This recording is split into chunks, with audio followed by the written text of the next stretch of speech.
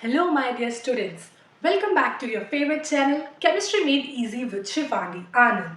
So जैसे कि मैंने आपको वादा किया था कि अपनी नेक्स्ट वीडियो में हम बात करेंगे attacking reagent and its types. So here we are.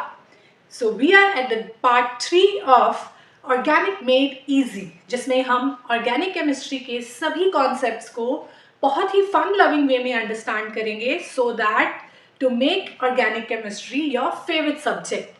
सो देर किस बात की, let's start our today's topic. So students, इससे पहले कि मैं आपको ये समझाऊं कि अटैकिंग रिएजेंट और उसकी टाइप्स क्या हैं, एक बार जस्ट जनरल एक कॉन्सेप्ट समझ लेते हैं कि ऑर्गेनिक केमिस्ट्री में कोई भी ऑर्गेनिक रिएक्शन में क्या क्या कंपोनेंट्स पाए जाते हैं। So here we are in a general organic reaction, there is an organic compound जिसको हम सबस्ट्रेट कहते हैं। Then the other reactant is known as attacking reagent, and products maybe we have two different types of product. One is simple product and the other is byproduct. So इसको हम ऐसे समझ सकते हैं कि जैसे सपोज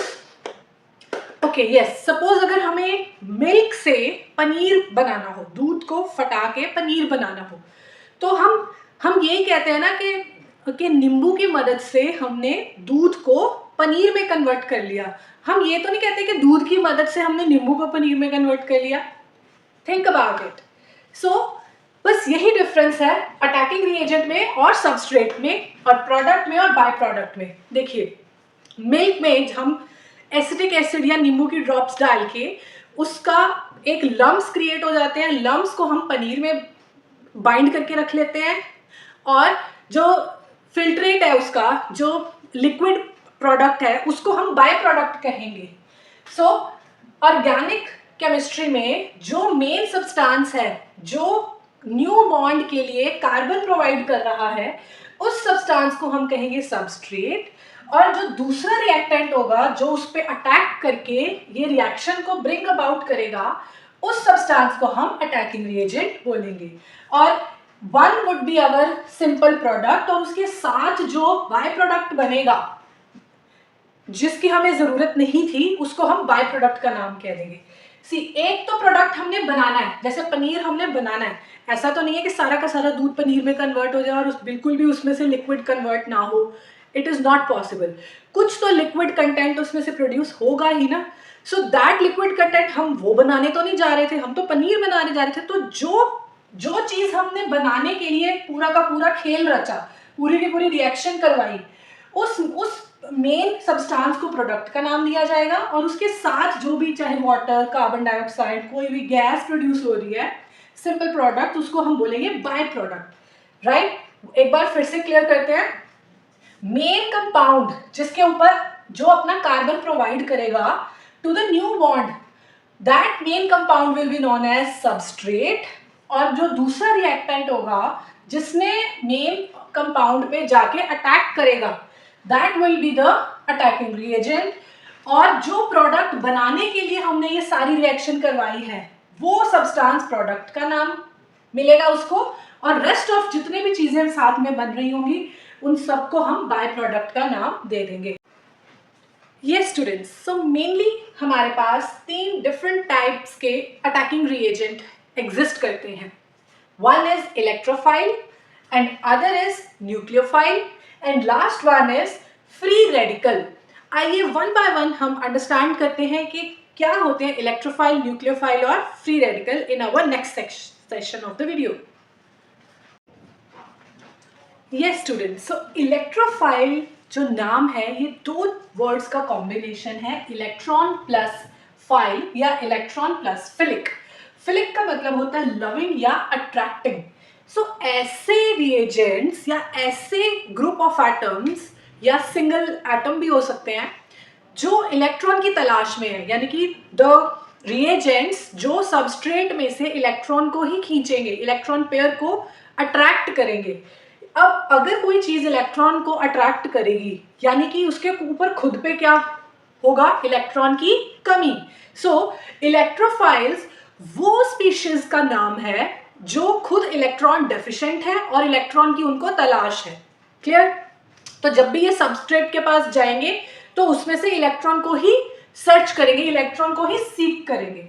क्लियर? अब further इनकी भी दो टाइप्स हैं, एक है पॉजिटिवली चार्ज और एक है न्यूट्रल। पॉजिटिवली चार्ज जैसे कि H positive, Cl positive and bromine positive. अब क्योंकि इन पे पॉजिटिव चार्ज है तो ये अपना ऑक्टेट कंप्लीट करने के लिए सबस्ट्रेट पे जब भी अटैक करेंगे तो उससे इलेक्ट्रॉन को स्नैच ही करेंगे। नेक्स्ट है न्यूट्रल। अब कोई न्यूट्रल चीज इलेक्ट्रॉन की तलाश उसको कैसे हो सकती है? इसका एक ही रीजन है कि या तो उसका, इसके दो रीजन हो सकते हैं, या तो उसका ऑक्टेट कंप्लीट नहीं है, जैसे कि AlCl3 और BF3 में, इसमें एल्यूमिनियम और बोरोन दोनों ही एटम्स, ऑल्दो कंपाउंड बनाया हुआ है इन्होंने, बट एल्यूमिनियम के पास टोटल 6 इलेक्ट्रॉन्स है और बोरोन के पास भी 6 इलेक्ट्रॉन्स है, यानी कि ऑक्टेट इनका अभी भी इनकम्प्लीट है। जिसकी वजह से जब भी ये सबस्ट्रेट के पास जाएंगे तो उससे ये इलेक्ट्रॉन को छीनेंगे। अब नेक्स्ट है SO3। अब SO3 में ऑक्टेट तो कंप्लीट है बट फिर भी ये एज अ इलेक्ट्रोफाइल एक्ट करेगा। क्यों? सोचो, you can pause the video and think about it. Okay, so चलो मैं आपको समझाती हूँ। SO3 में जो सेंट्रल एटम सल्फर है, इसका एक्सटेंडेड ऑक्टेट शो हो सकता है। एक्सटेंडेड ऑक्टेट मतलब ऑक्टेट को भी एक्सटेंड कर सकता है ये, क्योंकि इसके पास d ऑर्बिटल्स हैं जो कि वेकेंट है, यानी कि ऐसे सब्सटेंसेस जिनका ऑक्टेट तो पूरा है बट उनके पास वेकेंट d या f ऑर्बिटल्स हैं, वो वाले मॉलिक्यूल्स भी एज अ इलेक्ट्रोफाइल वर्क कर सकते हैं। हमारी नेक्स्ट टाइप है न्यूक्लियोफाइल्स। न्यूक्लियोफाइल भी दो वर्ड्स के कॉम्बिनेशन से बना है, एक है न्यूक्लियस और सेकंड वर्ड है फाइल या philic. On the similar lines के जिस तरह से इलेक्ट्रोफाइल इलेक्ट्रॉन को खोजता था, उसी तरह से न्यूक्लियोफाइल न्यूक्लियस की तलाश में है। न्यूक्लियस मतलब पॉजिटिव चार्ज, यानी कि न्यूक्लियोफाइल ऐसे रिएजेंट हैं जो अपना खुद का इलेक्ट्रॉन पेयर प्रोवाइड करेंगे सबस्ट्रेट को, यानी कि उनके पास फुल इलेक्ट्रॉन रिच स्पीशीज है, वो उनको किसी से इलेक्ट्रॉन नहीं लेना, रादर वो अपना इलेक्ट्रॉन शेयर करवाएंगे सबस्ट्रेट के साथ। अब ऐसी कंडीशन में भी दो टाइप्स फर्दर बन के आती हैं न्यूक्लियोफाइल की, एक जो नेगेटिवली चार्ज स्पीशीज है जैसे कि क्लोरीन नेगेटिव, ब्रोमीन नेगेटिव। अब क्योंकि इन पे नेगेटिव चार्ज है और इनके पास एक्सेस इलेक्ट्रॉन्स हैं, सो ये तो अपना इलेक्ट्रॉन पेयर प्रोवाइड कर सकते हैं सबस्ट्रेट को। बट न्यूट्रल भी मॉलिक्यूल न्यूक्लियोफाइल की तरह एक्ट कर सकता है। कैसे? आइए देखिए।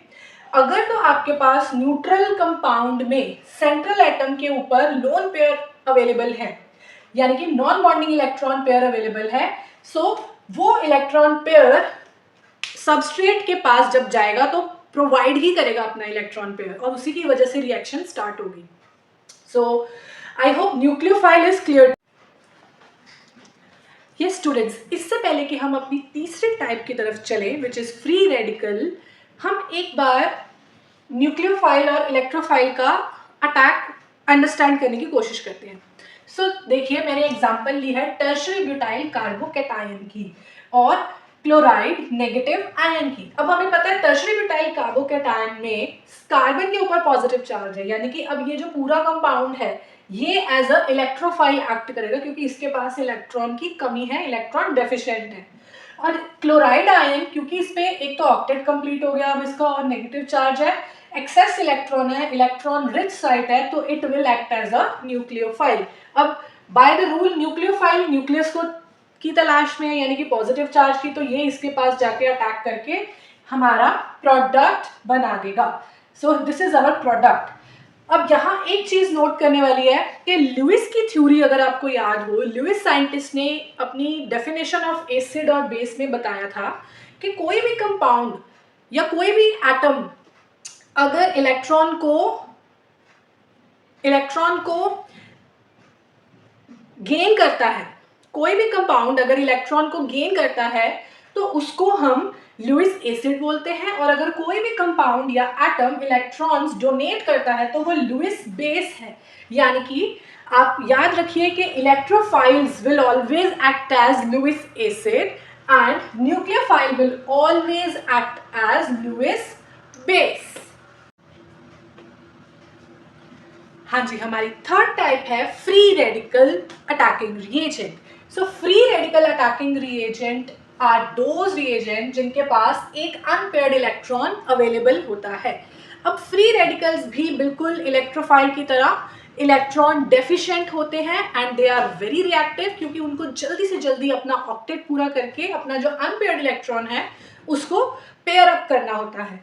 अब फ्री रेडिकल्स कैसे जनरेट होते हैं? फ्री रेडिकल्स जनरेट करने के लिए मैंने यहाँ पे एक एग्जांपल लिखी हुई है जिसमें क्लोरीन गैस में से 2 क्लोरीन एटम्स को मैंने होमोलिटिक फिशन करवाई है। होमोलिटिक फिशन मतलब ब्रेकेज, होमोलिटिक मतलब इक्वल डिवीजन, यानी कि जो पेयरिंग में, जो बॉन्ड में 2 इलेक्ट्रॉन्स अवेलेबल हैं, एक इलेक्ट्रॉन एक क्लोरीन के पास जाएगा और दूसरा इलेक्ट्रॉन दूसरे क्लोरीन के पास जाएगा, बिल्कुल इक्वल डिवाइड होगा। सो इन दैट केस हमारे पास 2 फ्री रेडिकल्स जनरेट होंगे और ये अपने सबस्ट्रेट की तरफ क्विकली रिएक्ट करेंगे और इनका जो इंटरमीडिएट का टाइम है बहुत ही लेस टाइम होता है क्योंकि ये बहुत फास्ट रिएक्ट करते हैं। सो आई होप आपको ये क्लियर हो गया होगा कि अटैकिंग रिएजेंट क्या होते हैं और उनकी टाइप्स क्या है, सबस्ट्रेट क्या है और किसी भी ऑर्गेनिक रिएक्शन का जनरल सेटअप क्या है। सो मिलते हैं अपनी नेक्स्ट वीडियो में। Bye bye, till then keep learning my dear students. Bye.